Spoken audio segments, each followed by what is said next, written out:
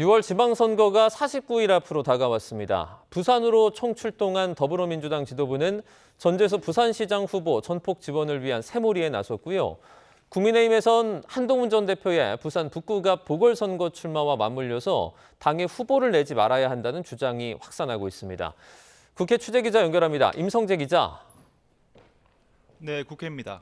네, 6월 선거에서 여야 모두의 관심이 좀 부산으로 쏠리는 분위기죠? 네, 민주당 지도부는 오늘 부산으로 총출동했습니다.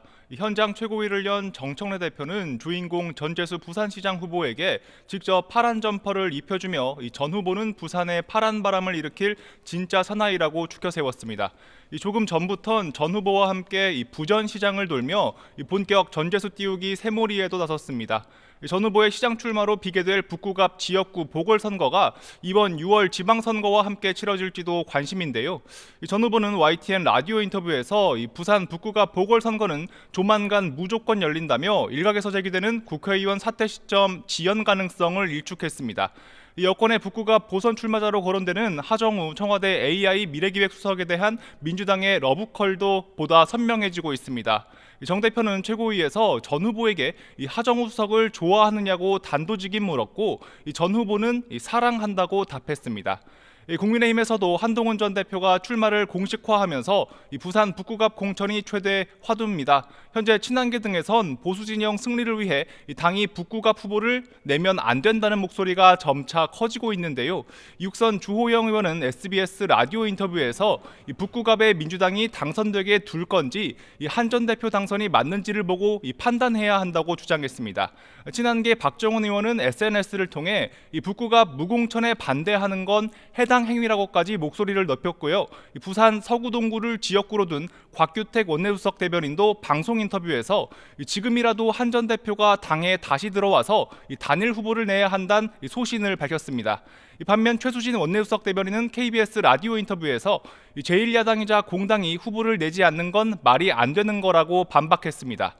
조국 대표의 출마 선언으로 법여권 교통정리가 진행 중인 경기 평택을 놓고는 민주당의 재보선 전 지역 공천 기조 속에 선거연대 눈치 싸움이 한창입니다.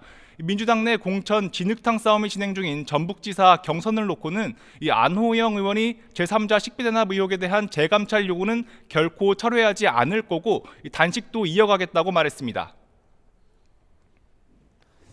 국회 외교통일위원회는 외교부 등을 상대로 중동 사태 장기화에 따른 현안을 점검하고 있죠.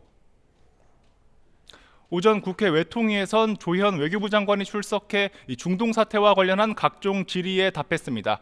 역시 화두는 한국 선박 26척에 대한 정보를 이란 쪽에 전달한 게 사실인지 여부였습니다.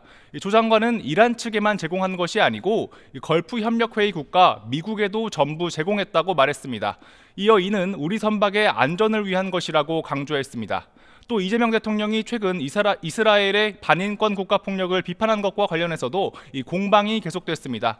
국민의힘은 대망신, 부끄러움은 국민의 몫이라고 비판했고 민주당은 대통령이 보편적 인권에 대해 메시지를 낸 거라고 엄호했습니다.